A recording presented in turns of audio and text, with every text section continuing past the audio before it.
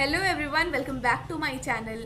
आप में से बहुत से लोगों ने कमेंट किया था ना, जितने भी नॉन टीचिंग पोस्ट हैं जैसे receptionist, librarian, LDC, UDC, accountant और भी बहुत सारे, तो इनका डेमो इंटरव्यू डीएवी में कैसे होता है। तो आज का ये वीडियो उसी से रिलेटेड होने वाला है। तो अगर आपको ये वीडियो अच्छा लगे तो लास्ट तक देखिए, अपने फ्रेंड्स तक शेयर करिए और कोई भी प्रॉब्लम हो तो आप कमेंट करके पूछ सकते हैं। तो सबसे पहले हम बात करेंगे लाइब्रेरियन के बारे में कि अगर आप लाइब्रेरियन के लिए अप्लाई किए हो तो आपका इंटरव्यू डेमो कैसे होगा। तो सबसे पहली बात तो ये कि आपका इंट्रोडक्शन, चाहे आप किसी भी चीज़ के लिए अप्लाई किए हो, इंट्रोडक्शन मस्ट होना चाहिए। तो आप इंग्लिश में अपना इंट्रोडक्शन प्रिपेयर करके जाइएगा, ठीक है। अब वहाँ पे जाने के बाद आपसे क्या क्या कॉमन क्वेश्चंस पूछ सकते हैं।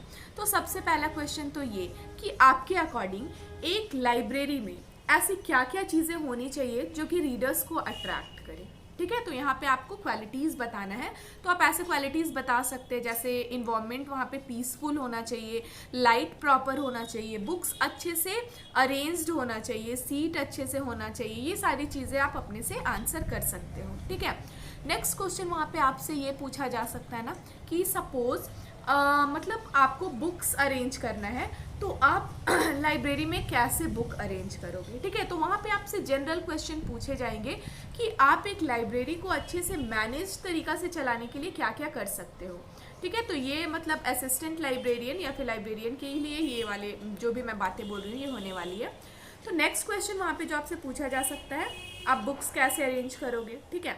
अब आपको थोड़ी बहुत कंप्यूटर नॉलेज होनी चाहिए, क्यों? क्योंकि आजकल ई बुक्स अवेलेबल है, तो वो आप रीडर्स तक कैसे पहुँचाओगे, ठीक है। तो ये आपके पास नॉलेज होना चाहिए। नेक्स्ट वहाँ पे आपसे पूछा जा सकता है कि आपकी डिग्री कहाँ तक है। सपोज आपने ग्रेजुएशन किया है, तो आपने ग्रेजुएशन के बाद इस फील्ड को क्यों चुना, है ना। लाइब्रेरियन बनना आपने क्यों चुना, आप क्यों बनना चाहते हो।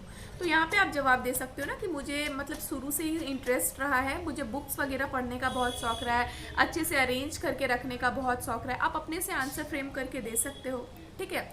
नेक्स्ट आपसे पूछा जा सकता है कि सपोज आपके पास कुछ बच्चे आए हैं, ठीक है, और 3 से 4 बच्चे हैं, सबका एग्ज़ाम है, सबको सेम बुक लेना है। तो फिर आप कैसे, एक ही बुक है आपके पास, आप सब में डिस्ट्रीब्यूट करोगे, ठीक है। तो इस तरह के कॉमन क्वेश्चंस आपसे पूछे जा सकते हैं। तो यहाँ आपको इस आंसर से कैसे डील करना है कि आपके पास ई बुक्स फैसिलिटीज़ है तो आप उनको वो प्रोवाइड करोगे, या फिर आप उनको बोलोगे कि आपके पास जितना भी, सपोज आपके पास 1 वीक का टाइम है तो आप दो दिन के लिए इस तरह से सब में डिस्ट्रीब्यूट कर दोगे। तो आपसे इस तरह के क्वेश्चंस पूछे जाएंगे जिसमें आपको खुद का दिमाग यूज़ करके वहाँ पे जवाब देना है। उसके बाद वो आपसे पूछ सकते हैं कि ऐसे कौन कौन से लेटेस्ट बुक्स हैं जो कि आपने पढ़ा है ना।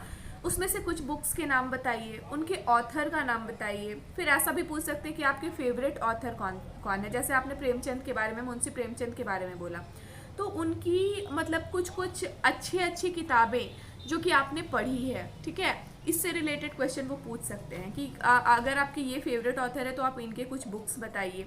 या फिर आपका नाम पूछेंगे इससे रिलेटेड, क्या किसी ऑथर ने, खैर इतना डिफिकल्ट वो नहीं जाएंगे, लेकिन फिर भी आपने रिसेंट में कौन कौन से बुक्स पढ़ा है, ये सब चीज़ें वो पूछ सकते हैं। कुछ क्वेश्चंस इस तरह के भी हो सकते हैं कि ई बुक्स क्या होते हैं, है ना, फिर ऑडियो बुक्स क्या होते हैं। फिर उसके बाद आप रीडर्स को मोटिवेट करने के लिए एक लाइब्रेरी में आप क्या क्या चीज़ें लगाओगे। जैसे मोटिवेशनल कोट्स हो सकते हैं, फेमस पर्सनालिटीज़ के फोटोज़, पिक्चर्स हो सकते हैं। तो आप ऐसे क्या क्या चीज़ें लगाओगे एक लाइब्रेरी में, ठीक है। तो इस तरह के क्वेश्चंस वो लोग आपसे पूछ सकते हैं, मतलब अगर आप लाइब्रेरियन के लिए अप्लाई किए हो तो।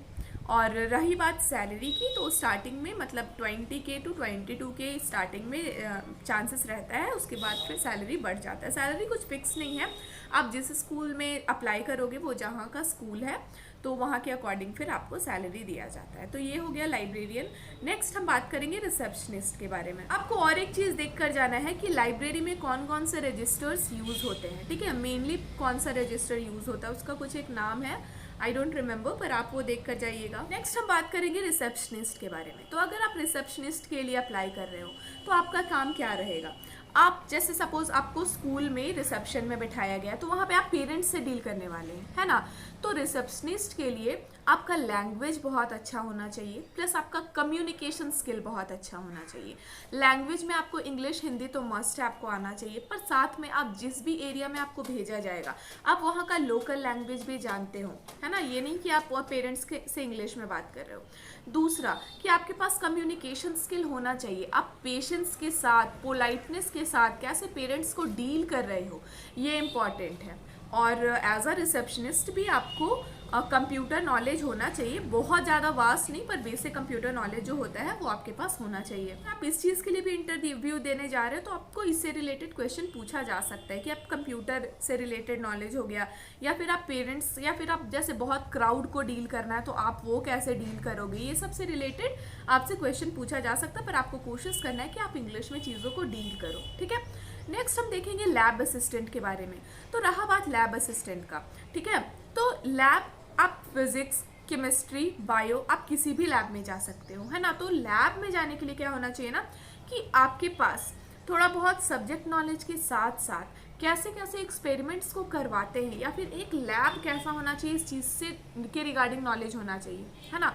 जैसे कि आपसे पूछा जाएगा कि ये केमिस्ट्री लैब, कि केमिस्ट्री लैब को मतलब इस्टेब्लिश करने के लिए क्या क्या चीज़ें होनी चाहिए, है ना। तो ये सारे क्वेश्चन आपसे पूछा जा सकता है। लैब में आपको केमिकल रिलेटेड नॉलेज होना चाहिए कि कौन से केमिकल को क्या बोलते हैं, ठीक है।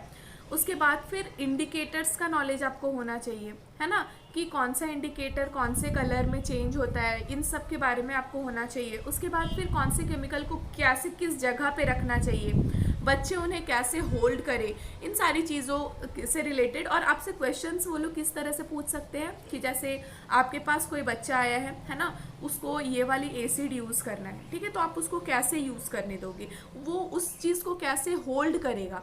तो ये सारी चीज़ों का नॉलेज आपके पास होना चाहिए, है ना। Physics, chemistry, bio.